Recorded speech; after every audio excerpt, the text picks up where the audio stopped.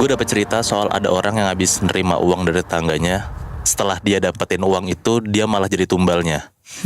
Nah, lokasi kejadiannya tuh di Jawa Timur tahun 2000-an. Gue mau cerita awalnya dulu, jadi kayak waktu pas kita kecil, uang 5 ribuan itu kan pasti kita ngerasa anjir gede banget lagi. Apalagi kalau misalnya kita ngelihat itu tuh di tengah jalan. Iya, Kalau kita ketemu uang tengah jalan pasti kita ambil dong. betul. Nah, cerita ini dari Hasan namanya. Dia itu waktu pas ngirim cerita ini tuh waktu pas umur 10 tahun. Jadi Hasan ini punya tetangga, sebut aja namanya Pak Ruslan. Dulu bisa dibilang kehidupan Pak Ruslan tuh bener-bener, sorry ya, kayak miskin gitu loh. Soalnya Pak Ruslan tuh dulu di tetangganya tuh terkenal kalau dia tuh cuman jualan kayak sapu ijuk gitu. Nah, nggak tahu kenapa tiba-tiba tetangganya nih bingung karena Pak Ruslan tuh kelihatannya jadi kayak sukses gitu tiba-tiba, guys.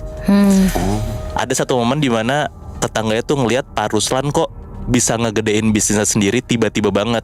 Sampai punya toko, ngegedein rumahnya. Padahal dulu ya tadi gue bilang dia orang susah dan cuma jualan sapu ijuk doang gitu kan. Nah, ada nih cerita dari Mbak Yem. Mbak Yem itu tuh pembantunya Pak Ruslan, nyeritain tentang perilaku aneh majikannya.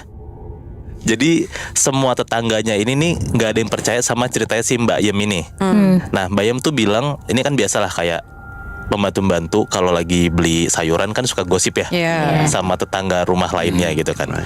Nah, Mbak Yem tuh suka cerita ke tetangganya kalau rumah Pak Ruslan itu ada satu kamar yang bener-bener gak dibolehin masuk sama siapapun kecuali si Pak Ruslan sendiri.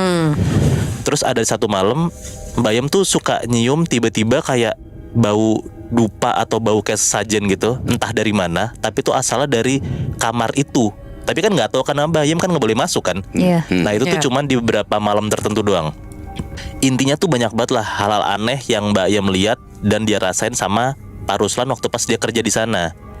Tapi dari sekian banyak cerita itu, nggak ada satupun dari mereka tetangga-tetangga Pak Ruslan tuh yang percaya kalau Pak Ruslan tuh pakai pesugihan, karena belum pernah nyaksiin sendiri gitu. Nah, sampai beberapa tahun kemudian ada momen tepatnya waktu pas sore menjelang maghrib gitu. Hasan yang tadi gue bilang yang ngirim cerita ini waktu pas 10 tahun itu, Hasan sama beberapa temannya lagi main kejar-kejaran gitulah di pelataran salah satu rumahnya temennya. Nah, tanpa Pak Ruslan sadar, Hasan tuh ngelihat perilaku aneh dari Pak Ruslan. Hasan tuh ngelihat Pak Ruslan tiba-tiba ngebuang uang kertas gitu di tempat sampah. Nah, Hasan ngeliat lah dengan jelas kayak, kok ada tetangga gua, Pak Ruslan lagi buang duit nih ke sampah. Nah, pas dilihat sama si Hasan, zaman dulu tuh gambarnya Sasan Dorote gitu yang berarti uang 5 ribu. Nah, Hasan di situ pengen ngambil banget tuh uang yang tadi gue bilang di awal, karena anak kecil ya kalau misalnya ada uang dia pengen banget ngambil kan. Pas lagi jalan ngambil uang itu, tiba-tiba Pak Ruslan tuh ngelihat si Hasan sambil bilang kayak, "Leh, sini leh," gitu. Orang Jawa dia bilang. Nyamperan nih si Hasan ke Pak Ruslan. Tiba-tiba si Pak Ruslan ini ngomong bahasa Jawa yang kalau gue indoin, "Ini ada uang jatuh, ambil aja nak daripada keduluan sama teman-teman kamu," gitu. Nah, di situ Hasan tuh nggak bilang makasih, nggak bilang apa, dia langsung ngambil uang 5 ribunya terus cabut tuh, ninggalin Pak Ruslan lari gitu aja. Nah, dari sinilah kejadian-kejadian aneh dan nyeremin nih kejadian sama Hasan karena dia ngambil uang 5 ribu Pak Ruslan. Setiap jam 3 sore sampai jam 5 subuh, Hasan tuh ngerasa badannya gak karuan. Badannya panas, lemes, kayak mulutnya ngerasa pahit banget. Setiap makan minum apapun dia ngerasa kayak gak enak gitu mulutnya. Itu kan jam 3 sore sampai 5 subuh. Tapi jam 5 subuh sampai jam 2 siang Hasan tuh baik-baik aja, sehat-sehat aja. Nggak sampai situ aja, itu hari pertama kan. Hari kedua, Hasan ngerasa lebih parah lagi nih. Hasan sampai ada momen dimana waktu pas dia makan dan minum, kan dia ngerasa mulut tuh asam banget, pahit banget kan. Setiap dia makan atau minum, dia tuh selalu muntahin darah hitam gitu. Dan ini nih kronologikal ya, dari hari pertama sampai hari selanjutnya nih dia selalu ngerasain kayak kejadian aneh gitu. Lanjut di hari ketiga, karena si ibunya Hasan ini khawatir, akhirnya tuh Hasan dibawa ke mantri desa atau ke rumah sakit besar gitulah di desanya. Tapi hasilnya sia-sia karena dokter ngerasa kayak Hasan ini nggak sakit apa-apa, baik-baik aja. Tapi kan waktu pas ada pasien ke rumah sakit nggak mungkin nggak dikasih obat dong, dikasih lah kayak obat flu segala macem gitu. Tapi ternyata ya hari berikutnya Hasan ini makin lemes, obatnya tuh kayak nggak kena gitu. Katanya ada kejadian unik banget yang kalau disangkut pautin pakai logika nggak bakal nyambung. Pun juga pas gue baca ini kayak sebenarnya nggak nyambung nih, tapi mungkin dia ngerasain kayak gini ya dia yang ngalamin gitu ya. Katanya ada satu malam pas Hasan mau tidur, dia itu tuh bisa ngelihat ada 2 binatang kayak ngobrol gitu. Nah 2 binatang itu tuh cicak sama kecoa. Nah pas gue baca kayak nggak masuk akal gitu kan. Cuman kayak kan kita nggak ngalamin nih. Benar-benar. Hasan denger banget kalau si cicak ini ketawa-tawa.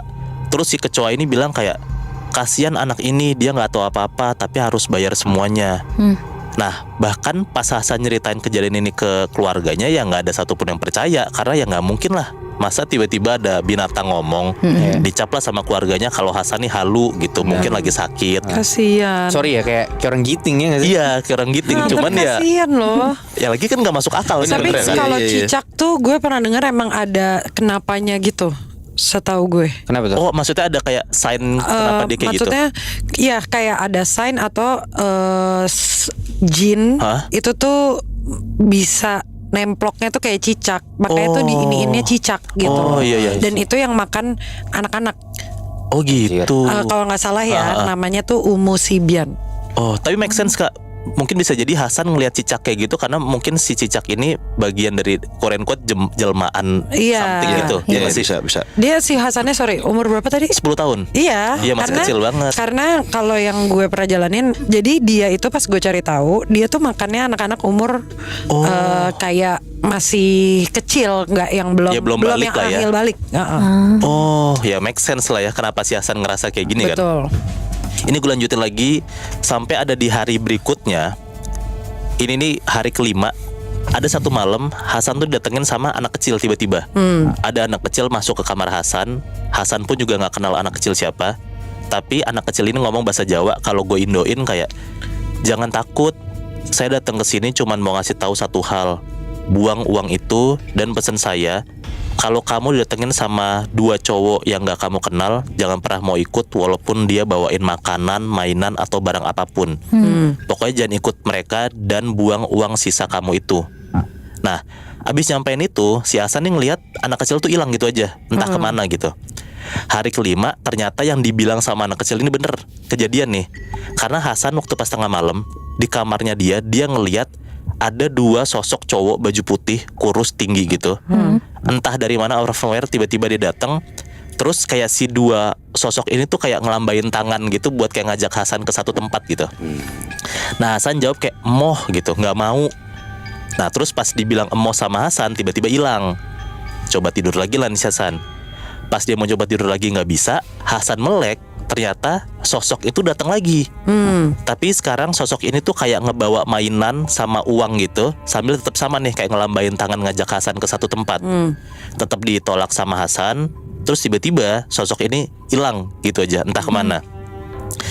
Nah sampai satu momen dimana Hasan tuh ngerasa kayak 2 orang ini, 2 sosok ini kan pasti bukan orang, pasti setan gitu kan. Hasan teriak-teriak lah nih. Pas Hasan teriak-teriak, ada neneknya tuh dengar, masuklah ke kamar Hasan. Ditanya sama neneknya kayak, Hasan kenapa? Hasan kenapa? Nah Hasan bilang nggak apa-apa, tapi aku ngelihat ada 2 sosok. Nah ditunjuklah ke satu titik sama Hasan, aku ngeliat di sana gitu. Pas dicek sama neneknya, ternyata kosong, nggak ada apa-apa. Neneknya bilang kayak, ya udah tidur aja, mungkin kamu salah lihat, kamu lagi sakit, udah nggak ada apa-apa kok, lanjutlah tidur lagi nih si Hasan. Nah masih di hari selanjutnya, paginya Hasan inget kalau dia itu masih megang pecahan uang 1000-an dari 5.000 yang dia ambil dari bapak ini nih. Nah buru-burulah dia inget omongan si anak itu harus buang uangnya. Dia buang tuh sisa uang 1.000 itu ke keluar jendela kamarnya. Nah dan katanya dia itu kan ngebuang uang 1.000-nya tuh pas pagi hari. Hasan denger pas banget dia buang uang itu, tiba-tiba ada temennya yang ngambil uangnya 1.000-nya itu. Nah itu paginya. Sorenya Hasan denger, dia dapat kabar kalau temen yang ambil uangnya itu ketabrak mobil pas lagi ngaji. Anjing.